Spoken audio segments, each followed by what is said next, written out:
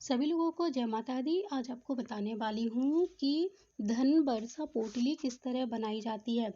शास्त्रों में माँ लक्ष्मी जी को समुद्रवासिनी कहते हैं, इसलिए शास्त्र कहते हैं कि समुद्र, नदियों, पोखरों से मिलने वाली सभी दुर्बल जड़ी बूटियां और पदार्थ लक्ष्मी जी को प्रिय हैं।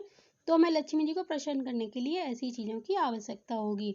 तो चलिए इस पोटली को हम खोलते हैं और देखते हैं कि इसके अंदर क्या क्या चीज़ है।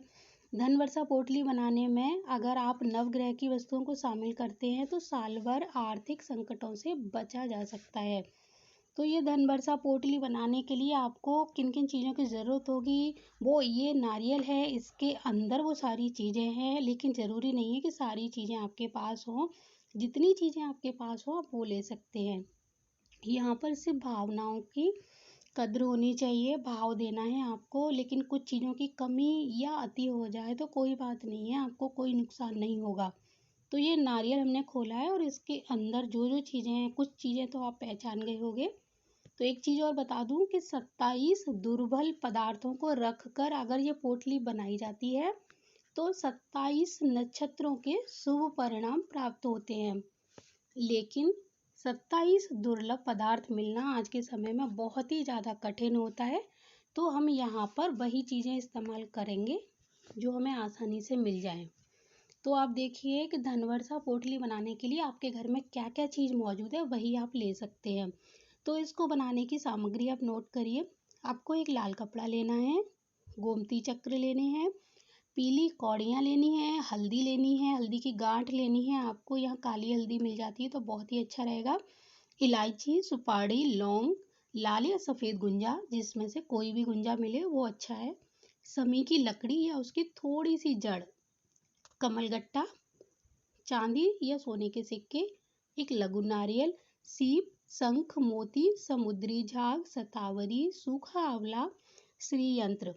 आप कुबेर यंत्र भी ले सकते हैं। अभी यहाँ पर मैंने चीज़ों की संख्या इसलिए नहीं बताई है क्योंकि कोई चीज़ें आपके पास कम या ज़्यादा हो सकती हैं, तो आप 3, 5, 7, 11 के अनुपात में चीज़ें ले सकते हैं। उसके बाद आपको क्या करना है, इन सभी चीज़ों को एक लाल कपड़े में रखना है। मखमल का कपड़ा मिलता है तो बहुत ही अच्छा रहेगा, उस पर गंगा जल का छींटा देना है, थोड़ा सा रोली चावल इन सब चीज़ों पे चढ़ाना है और माँ लक्ष्मी जी के किसी भी मंत्र की 1, 3, 5, 7 या 11 मालाएं आप इसके सामने बैठकर करोगे तो ये अभिमंत्रित हो जाएंगी सारी चीज़ें, इनमें एनर्जी यानी ऊर्जा आ जाएगी। अगर आप मालाएं नहीं कर सकते हो तो कनकधारा स्रोत का पाठ कर सकते हो। अगर ये पोटली आप धनतेरस के दिन बनाते हैं और इसी तरह पूजा करते हैं और फिर धनतेरस, नरक चौदस और फिर दिवाली 3 दिन तक वहीं मंदिर में रखनी है और इसकी पूजा करनी है धूप दीप दिखाकर और माला या माँ के कोई भी मंत्र का जाप करते हुए। रोज इसका ऐसे ही करोगे, 3 दिन तक आपको करना है। तीसरे दिन जब दिवाली का अगला दिन जब आए तब इसको प्रणाम करके पूजा करके और अपनी तिजोरी में रख दें। अब आप पूछोगे कि अगले साल क्या करें, तो आप क्या करोगे, अगले साल इसको निकालें और जो चीज़ें आप घर में इस्तेमाल कर सकते हैं उनको अपने रोज के इस्तेमाल में ले लें। कुछ चीज़ें ऐसी हैं जो हमें घर में इस्तेमाल नहीं कर सकते तो उनको पहले धो लें अच्छे से, फिर उसको धूप में रख दें। धूप में रखकर अगली जब साल पोटली बनाएं तो उन चीज़ों को फिर से उसमें ऐड कर सकते हैं। गंगा जल का छींटा देकर धूप में अवश्य रखनी है और कपड़ा आप पुराना जो आपने लिया है वही ले लें, कोई ज़रूरी नहीं है कि आप हर साल नया कपड़ा ही लें। पोटली आप मार्केट में जो मिलती हैं वो भी ले सकते हैं, घर पर बना सकते हैं, कोई कपड़ा ले सकते हैं।